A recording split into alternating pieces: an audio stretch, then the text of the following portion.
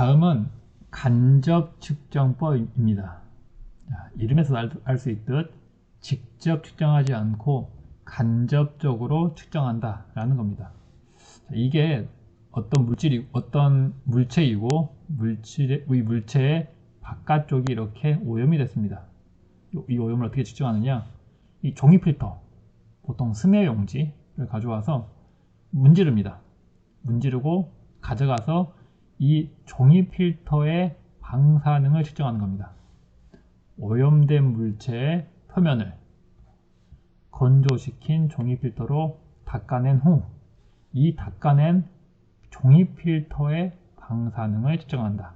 그러면은 이렇게 일부 오염된 게 종이 필터에 옮겨와서 여기서 방사능이 측정되면 얘도 오염됐구나 라고 구별을 하는 겁니다.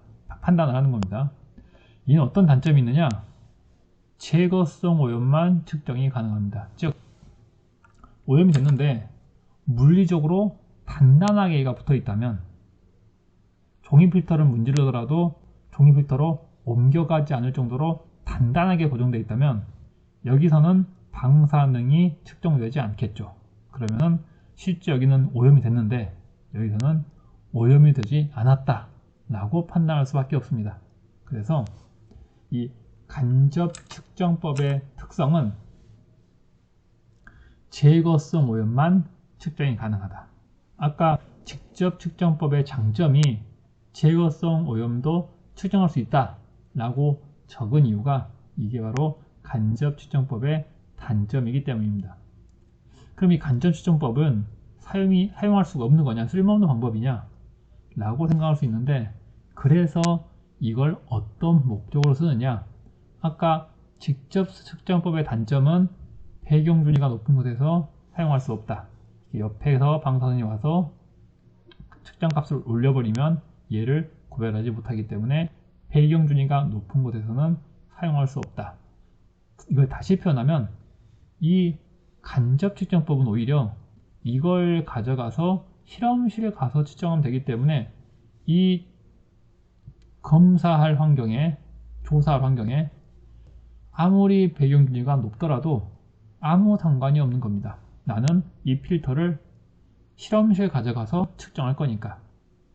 그래서 직접 측정법의 단점이었던 배경준위가 높은 곳에서 측정할 수 없다라는 게 이 간접 측정법에서는 사용할 수 있는 방법이 되는 겁니다. 간접 측정법을 사용할 수 있는 그런 상황이 되는 거죠. 이 배경준위가 높은 곳에서는 이렇게 간접 측정법을 사용하는 게 더 현실적이다. 또 하나는 방사성 물질의 표면 검사, 즉 방사성 물질의 누설 여부를 검사하는 겁니다. 자, 방사성 물질의 누설 여부가 뭐냐? 원래 방사성 물질은 밀봉선언과 개봉선언으로 나누어지는데, 밀봉선언은 방사성 물질을 어떻게 플라스틱이나 아니 금속 같은 걸로 이렇게 둘러싸가지고 방사선은 나오지만 이 물질은 외부로 나오지 못하도록 만든 게 밀봉선언입니다. 그런데 만에 하나 충격이라던가 화재 상황이라던가 이런 상황이 돼서 이 플라스틱이나 금속으로 만든 이 케이스가 깨져서 방사성 물질이 흘러나올 수 있습니다. 자, 밀봉선언의 정의 자체가 방사선은 나오되 방사성 물질은 나오지 못하는 것, 이 밀봉선언의 정의입니다. 그런데 그 정의를 깨고 밀봉선언이 바깥으로 나왔다라는 건 정상 상태가 아닌 것이죠. 이런 경우를 선언이 누설됐다라고 표현합니다. 그럼 이 누설된 걸 어떻게 판단하느냐? 직접 측정법으로는 구별이 당연히 안 됩니다. 왜냐하면 어차피 방사성 물질에서 방사능 나오는 건 당연하기 때문에. 그때 사용하는 게 바로 이 간접 측정법입니다. 이 밀봉선언의 주변을 이 필터로 닦아서 이 필터의 방사선을 재는 겁니다. 당연히 방사성 물질이 흘러나왔기 때문에 필터가 오염돼서 이 필터에서 방사선이 검출되겠죠. 자, 이러면은 누설이라고 판단하는 겁니다. 누설이 안 됐다면, 이게 전혀 나온 게 없다면 당연히 필터는 깨끗할 것이고 필터에서는 방사선이 검출되지 않겠죠. 이렇게 밀봉선언이 깨졌느냐 깨지지 않았느냐, 즉 달리 어려운 말로 표현하면 밀봉선언의 건전성이 확보되었는지 확인하는 방법, 그게 바로 이 누설 여부를 결정하는 이 간접 측정법이 사용되는 그런 경우입니다. 자, 근데 이 간접 측정법은 또 어떤 단점이 있느냐? 제거성 오염만 측정한다는 단점 외에도 또 하나, 오염 전이율에 따라 오차가 너무 크다. 즉, 여기 이 필터로 닦았는데 여기가 방사능이 100이 있었는데 1이 옮겨올지 10이 옮겨올지 아니면 깨끗이 닦여가지고 100이 다 옮겨올지 아무도 모릅니다. 보통 이 건네오는 걸 오염 전이율이라고 하는데, 이게 이 예시에서 보듯이 10%에서 50%까지 너무 차이가 큽니다. 그래서 이거에 따른 차이가 너무 커서 오차가 크다.